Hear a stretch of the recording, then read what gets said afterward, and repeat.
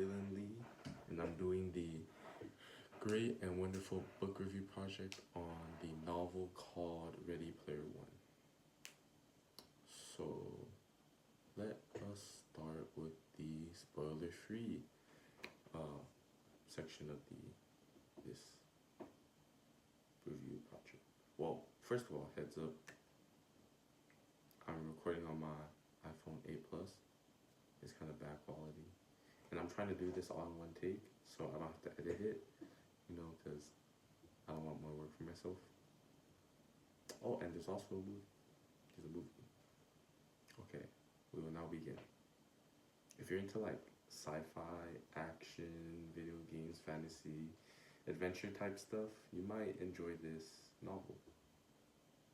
I don't think that the book is that difficult, but that'll depend on how like creative your mind can be when reading this book, since it has like a more of a like fantasy sci-fi like world. It's kind of hard to imagine what everything's gonna be like, and uh like envision how the story is going. That's like the like And there's a lot of like adventure, puzzle solving, and like all those complicated elements in the story. But other than that, the book is not that. It's actually enjoyable. It's like pretty fun to read. But we will now go into the spoiler alert section. One of the themes of the book is nostalgia. The story starts with Wade Watts trying to win Holidays contest. You might wonder what that contest is, but I'll tell you about that later. First, we'll talk about Wade Watt.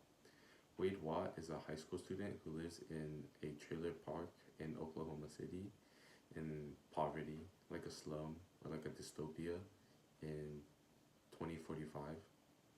Climate change, war, and poverty have ruined most of Earth's society, but hopefully that doesn't happen to us. Hopefully. Most people find, most people in the story find escape and relief in the VR multiplayer online game Oasis. By VR, it's not like Meta or Quest from like Mark Zuckerberg, but like augmented virtual reality. With just a headset, you can move in a fantasy-like world and complete quests like an MMORPG, like all that stuff from those shows. But Holiday, the creator of Oasis, died, and in his will, it says that the first person to complete his challenge will get all of his wealth, which is just like a few $1 billion, a few $1 billion worth of assets and stuff. But by completing challenges, obtaining keys, and completing the challenges that comes with obtaining the keys, you'll be able to get his wealth. Well, the theme of nostalgia is demonstrated all throughout the book, from beginning and all the way to the end. As I said before, Wade Watt is trying to win Holidays contest since he is living in poverty. He wants to escape it. But the thing is with this contest is that everything has something related to the 1980s, like holidays, childhood, teenage years, like the whole contest all originated from the first game Holiday has ever gotten. He obtained the game The Adventure and played it on the Atari 2600 for Christmas, where Holiday finds like Easter eggs within the game. He uses that same concept and incorporated it to his game that he created, the Oasis. Well, in the beginning, near the beginning, when Wade is trying to find like clues to obtain the first key of the Holiday challenge, he uses, first of all, Wade Watts would study Holiday for like a few years and find out everything about him, and like he really closely related to him. Like they started off in the same condition, but Holiday, he he became like Elon Musk basically. He like went from rags to riches, created his game, played everywhere, has billions of dollars. But Wade found out a clue to the first key by using the Tome of Horrors, a 1978 adventure supplement to D&D to guide him through a dungeon which leads him to a throne room and a boss. He then challenges the boss to a joust match. Then the throne room transformed into a 1982 arcade cabinet, and the two played a best of three match. Wade obviously wins and obtains the first key, which is the copper key. As you can see already in the beginning, like they talk about stuff from the 1978, something from Holiday's childhood or teenage years, like the nostalgia and stuff that's already happened. And in the middle, when Wade is trying to find first, after he obtains the copper key, he uses it, and then he finds a TRS-80 with a tape copy of Dungeons and Daggerith from the 1977s and the 1983 respectively, and completes the challenge for the first key. For the second key, Wade finds a vintage Pac-Man arcade game from the 1980s. He would then beat the score from it, and since he got a perfect score from that game, he had obtained a 1981 quarter, which will be used later.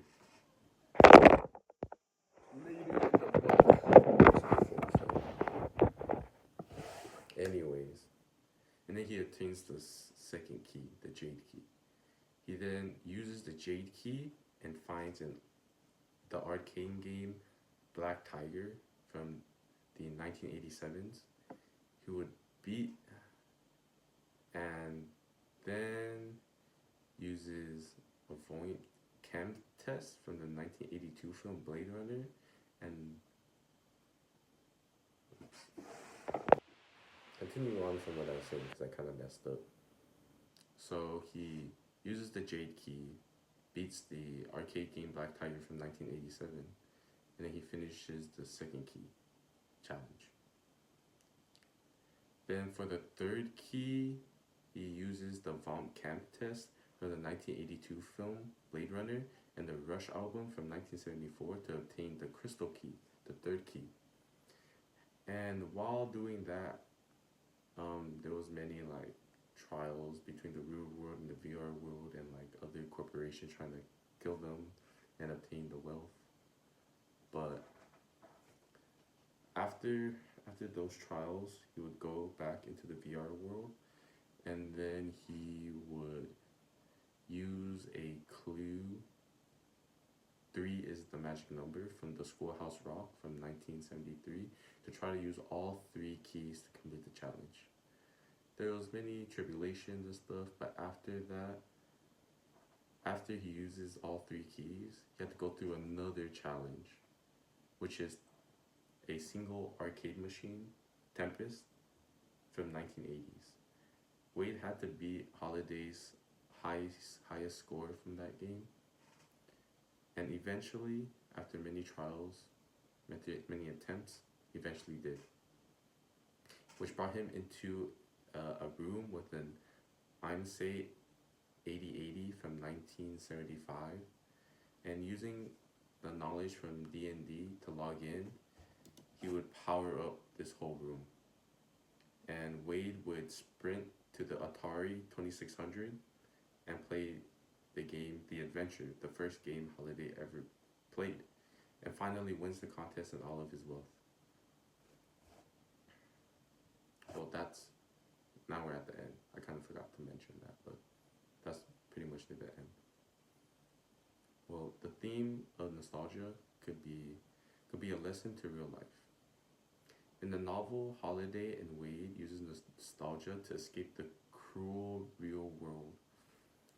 For Wade, it was to escape poverty,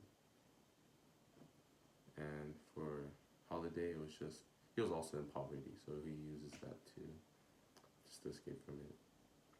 But you, as the reader, could also use nostalgia in real life to take a break from the real world and reminisce about the old times, the fun old times, and use that feeling to continue moving forward in life. Create memories for your future self to look back to. And lastly, I really enjoyed the book and the movie. Did I say there was a movie? I think I did say that. The movie was nice, but the book gave you more information and insight. I would give this novel like a 4 out of 5. Like, it was pretty good. There was like some confusing parts I had to like research about because it talked about a lot of the adventures and the clues all came from the 1900s, late 1900s. But other than that, the novel was really great, and I would recommend it to anyone. Anyone can read this novel. Well, that's all. Did it in 2 takes. Tried to do it and I kind of messed up. But it's all good. Thank you for watching.